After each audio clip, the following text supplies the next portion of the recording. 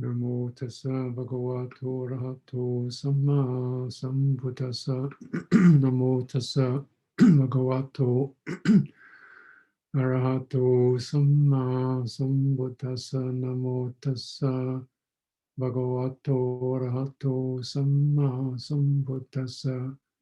Buddhang dhammang sanghang namasami.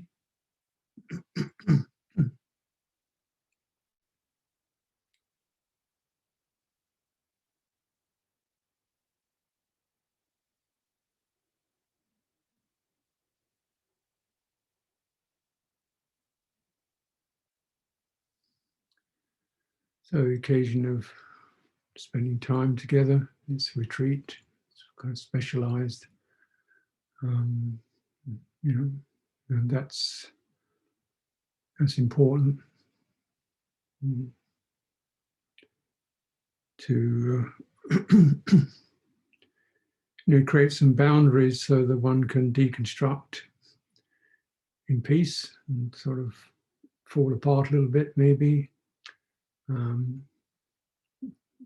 Things come to the surface that need to be felt, digested and chewed over and released. And through that, gaining strength, patience, resilience, equanimity, and all that comes forth whenever we are able to find the time and occasion to establish presence. When you establish presence, however faltering that may be, however, incomplete they may be, it's always incomplete until you've completed your work, as it were. So most of it's being present with what arises, and naturally the focus tends to be on what's arising, on the important or the pressing or the disappointing or the uncertain, nagging stuff. And it's quite a practice to be able to just put that on pause, an act of faith, in fact, to not go into doing, but into pausing and begin to discern the quality of stress, uncertainty, incompletion that's there. It doesn't mean that things are necessarily always anguished, but they're unresolved because conditioned life is unresolved. There's nothing wrong with you particularly, it's just that conditioned are dukkha, which means they're unresolved, incomplete, always rolling on to the next possibility, which creates the next possibility, which creates the next obstacle, which creates the next thing we have to manage to get past that, so that there'd be a possibility that we could do this or that, and it just goes on like that. It's like a kind of an obstacle course or a maze that you travel through, and the wise person begins to recognize, oh, this is not about getting to the end of the maze. This is about learning through this process the skills and the balance that lift you out of the maze. You're no longer in it. You're kind of not immersed in it. You're not driven in it. You're not rushing along in it. So this is conditioned life. Is like this.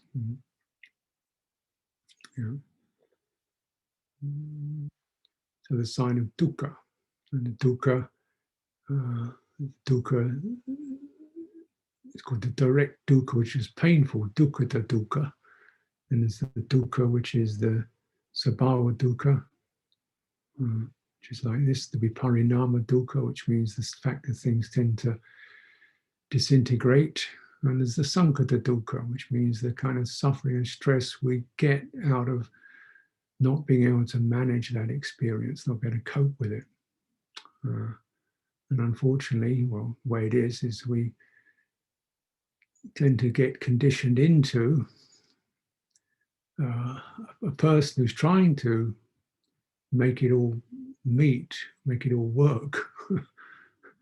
You know, so sort of the person is bonded to squaring a circle, which, you know, to sweeping the sand off the beach. It's not going to happen. You just keep ironing the sea. It's not going to ever get straight. You know, this may seem like, well, all life is a waste of time. Not really. It means that in this process you do, you know, what you call the conditioned practice, which is practicing tidying, clearing, you know, doing the skillful more skillfully, with more poise, more balance, more resources. And so this is immensely for one's conditioned welfare and for the welfare of others. And this itself is a, you know, it's a major practice that we participate in. I do this whenever I can. You know, I don't know, often just doing menial jobs around the monastery because I don't,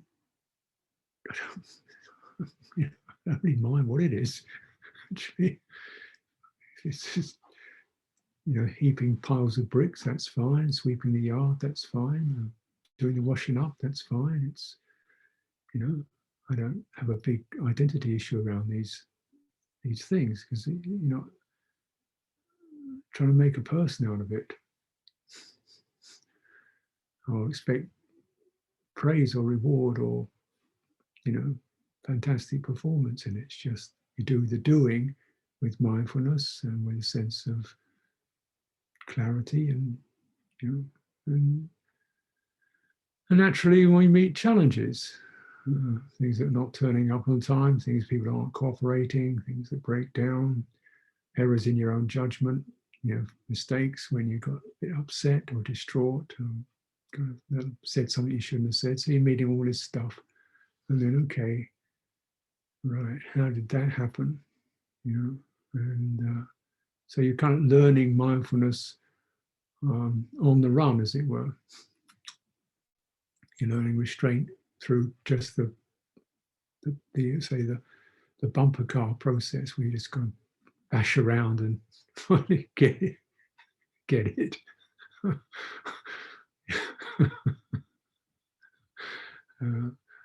How you have to moderate your intentions and your energies, yeah, and your goal orientation and your judgments of other people and your assessments of yourself, and you have to kind of keep all these quite. Wait a minute, let's not lock onto any of this stuff. This is all the sankharas. These are all the created conditions. These are the perceptions. These are the volitional forces, you know, faltering, doubtful, reluctant, driving, urgent, compulsive, you know, uncertain. These are sankharas. And you get to sort of purifying those, but also by purifying, you don't only purify them not in abstract, but by, you know, by running them out and handling them as they arise.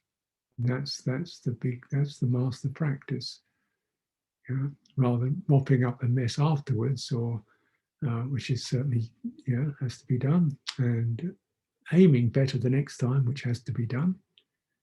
But at the same time, you're also handling it as it's going on. This is a daily life mindfulness practice with what arises. So this is then you're being a it's a pure development of parami, which I've mentioned a few times. And this is how you learn these these factors of that strengthen, guide, guard, smooth, soothe, sustain, restrain the chitta. You're building them in. This is, you can just keep considering this is really what your life is about. It doesn't mean it's separate from, you know, doing your duties, but it's doing your duties with that perspective in mind. This is going to, you know, what's going to be strengthened in this. You know, what's going to be challenged in this? How can I meet this one? And so this requires a certain quality of faith, you know, which means faith to move into what we don't quite know, opening. Faith is not the same as belief, which is belief is, you know, imagining something already and creating that as a certainty.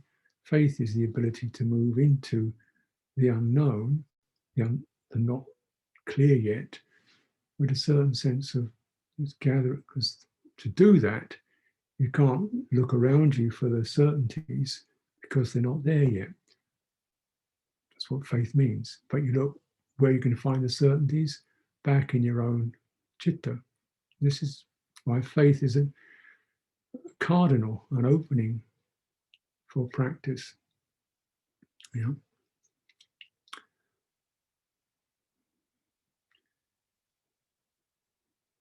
You want to, because you don't want to just go through life getting by, doing the same old what you've done, you know, rerunning it. You want to have something that possibilities where you have to open to the unknown, because what this does is it has to send you back to your citta. And this is one way in which our extension into conditions, extension into the conditioned realm, the same, if you're doing it with wisdom and with proper attention, your extension into the conditioned world also extends you back, if you like, into your own heart. Because the first thing is, well, because there isn't, you don't know. So you have to, okay, let's just be more careful, be more mindful. You know, an example, I was talking about signs the other day, and as you're well aware, when you go in a highway or a street, which cars and trucks drive along, it's full of signs, speed signs, warning signs. There's often white lines down the middle of the road or yellow lines down the middle of the road, lights, bumpers, and don't do this, do that, 5 of these, 60 miles an hour. This, you know, there's limits and things telling you, you know, there's a little arrow this way, you know, 500 meters ahead, it's go left, and you know, so, and you know, this is for bicycles, and this is for trucks, and this is for cars, and this is, you know, this kind of stuff all lined up. And so I think streets get quite cluttered. And I think for some reason, in some towns, they said, what happens if you take all of that out? Take all the lines, all the signs out of the road. So person driving a car drives down this road and think, what? And they've got no signs at all. What's, you know, there's no demarcations for pedestrians. It's just a corridor of asphalt, you know. And they said the amazing thing was the number of accidents drops because everybody has to be, don't know what they're going. They've just got to really look around and what on earth is going on here. So they're super conscious, super mindful, because the unknown drives them back into their own citta. Yeah. And so you've really got to look around. And which way, I don't know, watch out for that. You know, maybe drives more slowly. So it slows people down. Which is interesting, isn't it? Because all this stuff, the signs are there supposedly to make things safer. You know, I think it's a good idea. I don't know, but it's, you know, it's quite interesting. Because in a way, all the signs and devices, they take our intelligence away from us, don't they? And they take your wisdom away from you, because they take your attention, they take your heedfulness away from you. It's all guaranteed. It's so you just cruise along. Your phone, yeah, so. You don't really pay much attention. Yeah. Crash. Yeah. Faith. Faith is a great guide, and when certainly when I it's not a word I was very familiar with as a young person. I thought it meant some kind of religious belief, faith in God or something like that, and I didn't have that. But I did have a sense of wanting to get out of the known and the programmed, the known, the prescribed. Like, just this is living death. I want to get out of this. So that was my thing in a way. So I was always trying to, move around, go on the road, travel here, there, just find myself in unusual situations just to see what would it be like, And it was very, it was really quite interesting, the things you find when you like that. And yeah, and I was in Afghanistan, and which is a pretty wild country, always has been, in this little town. And you look down the town, and up on the roof on the edge of the roofs, all these guys sitting there with rifles. Like, it's normal that you need a rifle to shoot somebody off the street. It's like you imagine the Wild West might be. This is the Wild East. And so I remember, I think I wanted to buy a shirt or something. I went to this bazaar, kind of, talked to some old guy. And so, but then, you didn't really buy things like just go to a store and pick something. You have to talk to the guy. And then, you've got to haggle. Otherwise, it's not really proper business. So he's got to present something. You say, oh, well, maybe. And he says, my mother made this with her own hands. And you go, well, I don't know about this, maybe. And he gives you some price, and he says, oh, no, go away. And you walk off. So the next day you come back, and you do this 2 or 3 days, you kind of get to know each other. I found that. And then after about the 3rd day of this, he said, you must come to my house. So, because we got to know each other in this process. And I went to his house in the evening, which you really, in one way, you shouldn't do. It's a very dangerous country, but I just thought, well, the guy's invited me. Went to his house, and he gave me some food to eat, and he brought out this one-stringed instrument called a ditar, and he just started playing his music and singing his song. This is rather wonderful, that kind of, you come off the road and you meet somebody opens their life up in faith. So I lived like that, and it was obviously risky, but and so then when I started, more as active faith, just meditation, saw a sign for meditation, so I'll have a go at that. It's another doorway. Open that one up, see what's in here. And then did a little bit of that and thought, okay, well, I think I'll do some more of this. So where do I get to do this when I go to this monastery and do it? Okay, do that. And then, well, maybe I'll stay a bit longer. So on and so on and so on. Until the next door opens. And somewhere about 45 years time later than that, somebody's saying, do a Zoom retreat. Zoom retreat? What's that? And so there's a kind of gathering of faith. You think, well, it's the movement is virtuous, it's integrity, it's wholesome. We'll just work with it. Mm-hmm. And then these beautiful things come around through faith. And I think this is just a lovely way to live, to keep moving along on that follow where the doors open, follow it, and meet the challenges that arise. So straight from the heart. So it's it's not you're dragged into that because you have to. No, it's a free thing, and it's not about other people want you to, or You should, but just because your faith arises, so you owe it to yourself to take your life back from, the ought tos and the prescribed and all that kind of stuff. Um, so this is something is really, it's a movement forward.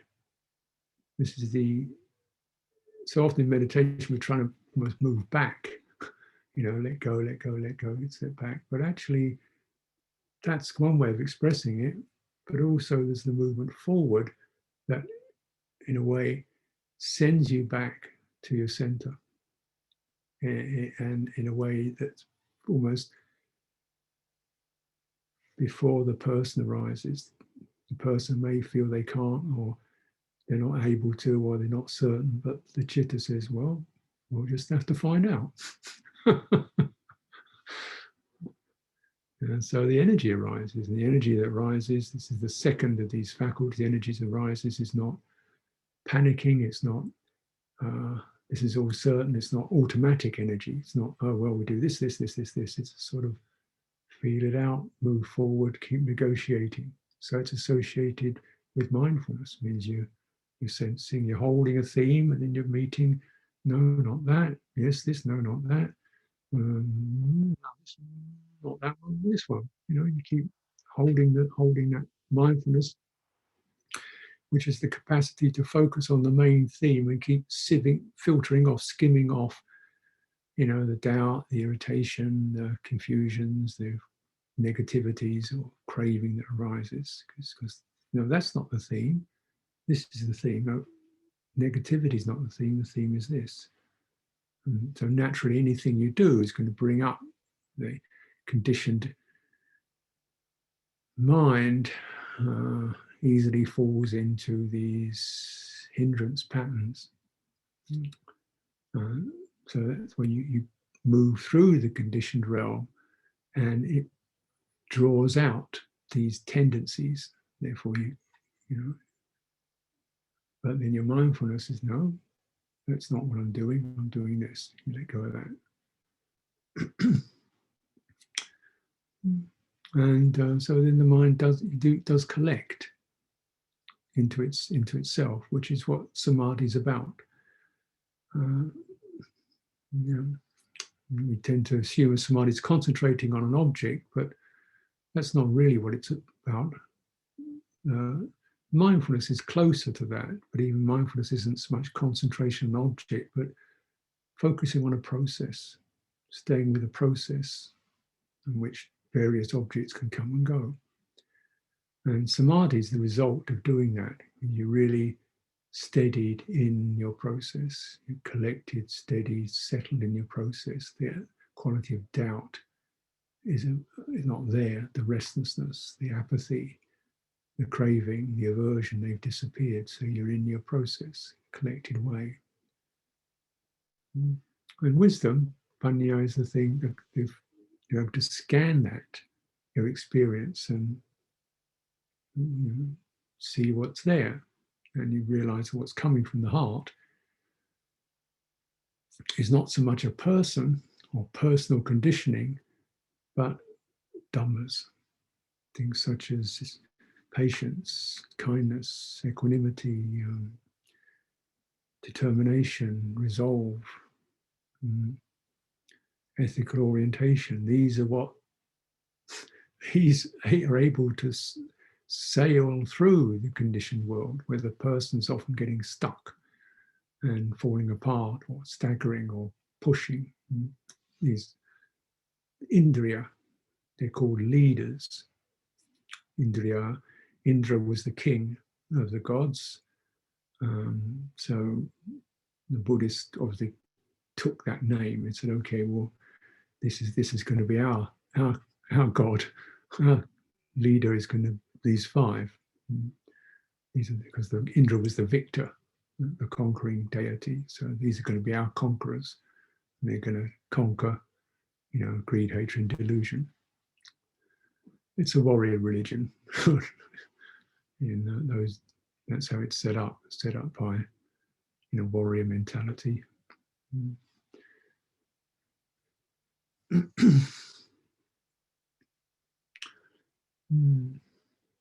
So, just to encourage, because when we, use this occasion to look more intimately, and freeing ourselves from the worldly pressures of success and getting it right and worrying what other people think and all that. As you're just in your own intimate space, you begin to see and recognize the programming that's been printed onto your chitta, the fear, the fear of getting it wrong is one of them. And you can't live with that. You can't live with that. You can survive, but you can't live with that. You just got to let yourself get it wrong. Come through. You can't live under that tyranny. You can't live under the tyranny of the inner critic. It's just not possible. You can crawl and run, but you can't live a full life. So you're starting to, recognize that patterning, the virus that we carry, and begin to, by witness, clear it. And this is process, say, where I'm trying to encourage that returning to a non-engaged basis, disengaged basis, okay, which is disengaged, doesn't mean it's oblivious. So I mentioned it again, there's the eyes are seeing, but we're not looking at anything. The ears are hearing's open, but we're not listening to anything in particular. Body is there, but we're not fiddling around touching anything. So the senses are there, but they're just held quietly and no going out. So that's called a disengaging volition from the senses. You're disengaging attention from the senses. And these are two aspects of sankhara, intention and attention. This is what builds up those activations. That is, one intends, one inclines, and one attends to details. And that means you get contact. Bam. Something feeds into you and you start getting more activation. So with disengagement, viveka is the word. Okay. Got no particular intention towards sights or sounds. It's just there they are. I'm not focused on any particular sight or sound. Attention is just light and open. So it's stable because the intention is not moving out. It's open because the attention is not narrowing in. It's not searching for something. It's not trying to find the right thing, the best one or the proper one or the one I'm supposed to be. It's not doing that. It's just open, stable. And returning to that. That itself takes some faith because this is a pretty undocumented territory. You don't see it manifesting in the world. You don't see it mentioned. Everybody's doing things and being something. And wow, yeah, getting on with it and so forth. And what are you doing? Well, I'm maintaining open presence. It doesn't sound that much of a claim. It sounds kind of, what? It sounds kind of boring. Sometimes it's boring, but I let that pass. I realize that boring is not stable presence, that's negativity. So I noticed that and I disengaged from that. And it's just deep, steady, stable presence. Now you can return from that to that as best you can. And that's an act of faith because it's uncharted. What's the point of that? Find out, do it. This is the lost territory. This is the last frontier. We've been all over the planet. The bottom of the deepest ocean, the highest mountain, booming off into outer space. This is the last lost territory, and it's infinite. And there's room for everything in there. You know, because it's got no boundaries to it. It's open. Yeah. And as you most powerfully, of course, disengaging from mental consciousness, mano vijnana. That is the consciousness that's producing or manifesting as a flow of thoughts and impressions and urges and waverings and all this stuff. Just not disengaging from it, not averse to it, not favoring it, not comparing it, not wishing it should be another way, but just, okay, so where's that? How do you do that? Helps if you can withdraw into your inner body. Imagine, if you like, you're turning your attention back within this physical form, somewhere, maybe your lower spine. You don't have, just imagine you're making that journey back, something that you don't have a mental reading on. Right? You know, if you withdraw into your face, you'll probably think, oh, my face, wrinkly, flabby, funny skin, whatever. No, you better not go there. Too much identity. So you go perhaps into your lower spine, because nobody's probably ever commented on your lower spine. And you've never been identified with your lower spine. So let's go back there. It just doesn't feel anything in particular. No. I mean, it's just a journey to make, to withdraw from the place where your mind gets very busy. It gets very sensitive to these territories, these bodily territories.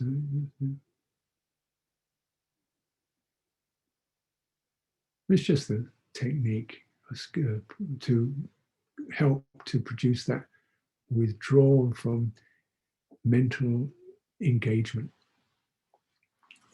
You could, of course, just go into the visual space or the sound, empty sound of listening. And it's just that, because these all mean the mind's got nothing to get any traction on. And what's that like? Well, probably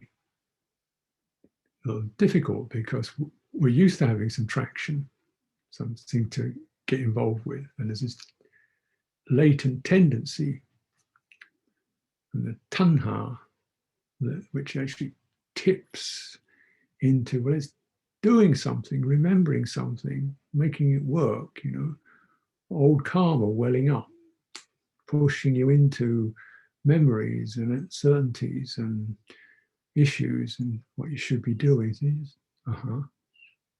How's that? But then just even the inclination to withdraw to a stable center, if you don't feel you've found it, because it's not really a thing anyway.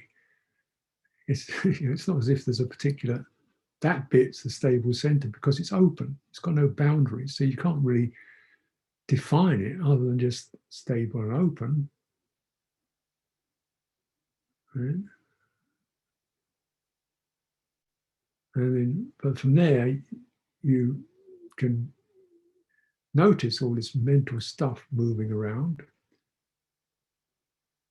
and then you're keeping your energy collected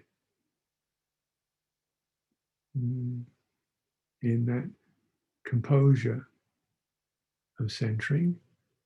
So processes are happening.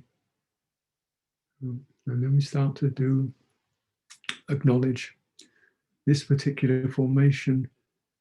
It's got the flavor of irritation. This particular formation's got the flavor of the sound of feeling of restlessness.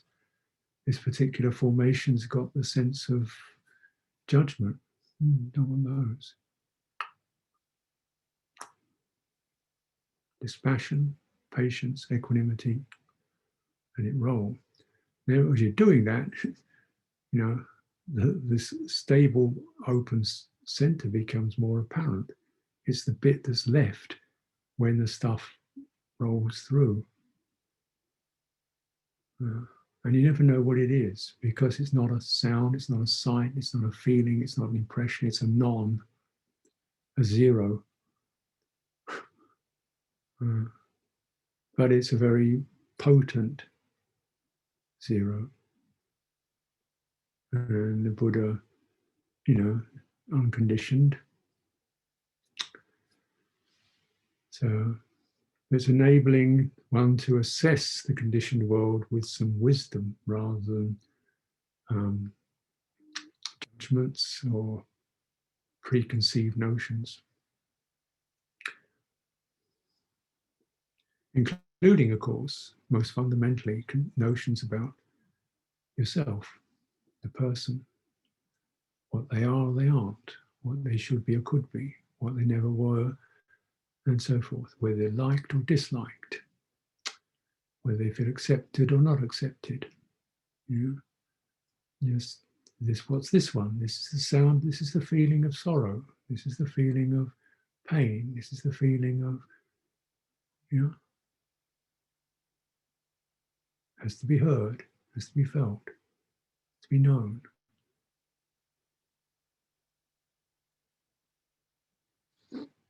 And through that, kindness and compassion get born. Kindness and compassion get born, not just as ideals, but as what happens when the citta meets dukkha. And all these skillful dhammas, they all arise at the place where the openness of the citta meets the dukkha of the conditioned. The Dhamma realm opens with all the lists that you can read in Buddhist books, parami, indriya, bojjhangas, enlightenment factors. This is where they all arise from.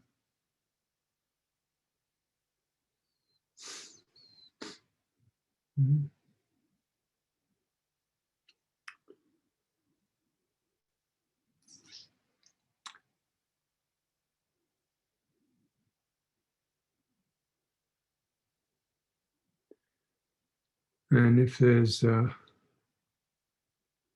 course, which, the most important is wisdom. And wisdom to know mindfulness is not present for me now. Energy is not present for me now. Faith is waning. Time to step back. Time to center. Know your measure. Know your range. The most important practical application of wisdom, to know what you can manage now, to know what the citta can manage. We can know what's skillful and unskillful. We can go, yeah, that's not right. We can perhaps begin to get a sense of this is the way out of suffering, but actually the speed or the intimate process, you can only know now.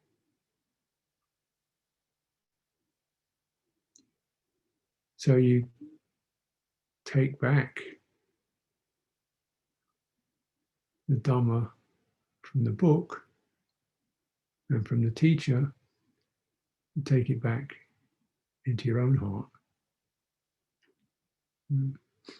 You can't blame the book. They're not living your life. The teacher's not living your life. They can give you the themes, but then you've got to find the balance within your range. And the directions where your faith arises and your energy is present. And you know the faculties come together, the indriyas come together. It's a magical process, it's a mysterious process, but it's a sacred process, which means that it's not prescribed. And it's tremendously valuing your authenticity, your autonomy, your integrity. This is the sappurisa. It's called the person of integrity. Mm-hmm. Person of integrity attunes to virtue, attunes to practices and so forth, experiences various kinds of hindrance and various kinds of samadhi and so forth. But what doesn't happen is they don't say this is mine. They say this is arising now. They don't say it's better than hers. I've got it, but she doesn't have it. Because it's not yours in the first place. Doesn't belong to the person. It's an irrelevant comment.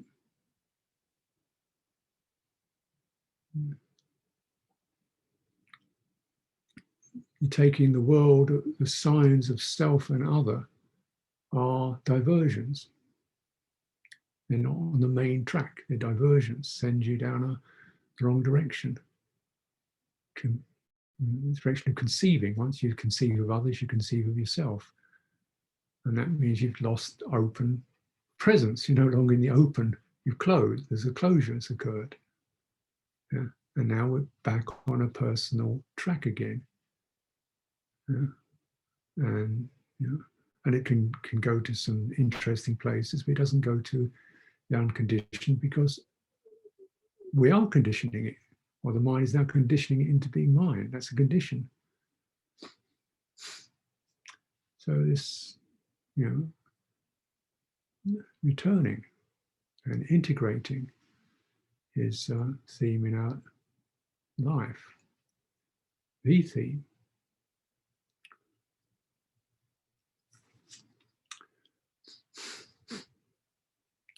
It does also remind us just to keep turning the furniture over, moving things around, like where am I going, what am I doing, and just why?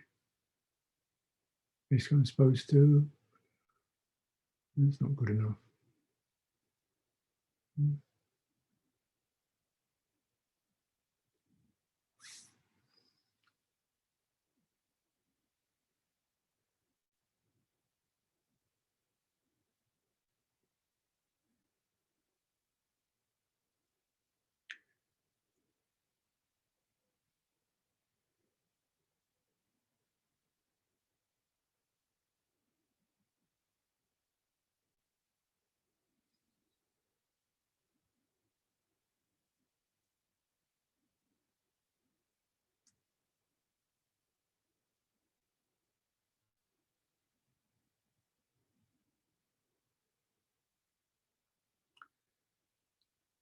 Which is where we, someone of personal integrity, sappurisa, you also realize it's the path that must be followed rather than just the ideas and notions. And we've got to keep touching in with the basis of that, the faith, our centering, our centeredness, recognizing that having an open center doesn't mean it doesn't eliminate anything, because if you're practicing properly, your extensions into conditionality come from the center. As you start further, just as a Dhamma practice, you should always, well, here I am, saying what you should be. But the recommendation is your first movement of the heart has to be goodwill, because there can't be any other movements, can there? There can't be any other movement you can feel good about apart from some quality of goodwill, but it's towards yourself, your body. It's got to be that. Otherwise, everything else is driven, isn't it? Goodwill arises. You can't say, okay, now do some goodwill. It's not like a practice that you've got to concoct. It just when the heart is balanced, it opens. The opening is called goodwill. That's what it means. It means that one is willing, available. That's the opening, right? Now, if it's compulsive, compulsion closes, right? Compulsion's got this kind of closing state. So you can't be compulsively good-natured. It's a contradiction.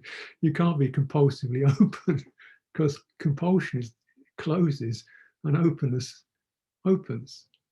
And so so the quality of goodwill, if it's the real thing, is just this opening, willing. And what am I willing for?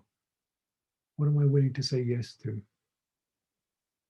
and really warm to and feel joy and wish to know? What is that? What is that? Question. And then where does it go from there? Don't know. Follow it. The generosity, the giving. Follow it. So these are themes that we revise time and time again, because it's the difference between the chanda, the motivation, and tanha, the craving to get results. It's a pretty fine line between the two. But with chanda, with true motivation, you take the signs off the road, open the heart, move like that. Tanha's always got there, you go there, and then you get to there, and you sort of reaching, it pulled forward. Then chanda means the gift of true purpose, and we'll want to live with a sense of purpose. It's not just passing time until you pack up, And true purpose is where your faith and your chanda, your motivational energy moves. It moves through the channel of goodwill, opening. The openness stays. The openness stays. So though we can say the openness is the stable, firm center, it's the abiding quality that stays. If you're on theme, it stays. The openness stays. That's why you can return to it, because it stays with you in what you're doing,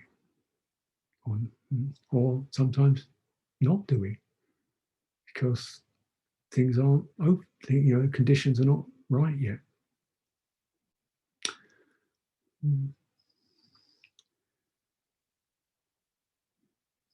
So I'll offer this for your consideration this time. We'll take a little break, 10-minute break, and then go into some quiet practice. Andmayam Dhammakataya Sadhu Karam Dadamase Sadhu Sadhu Sadhu Anumodani. Okay.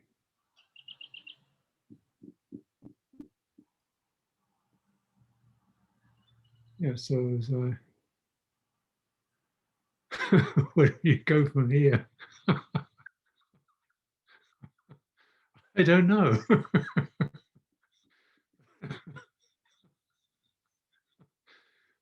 So, you got anything better to do? So why don't we try just some sitting and walking or standing for an hour or so, and then maybe we can regroup for the last 30 minutes and sit together. So take it as it feels appropriate.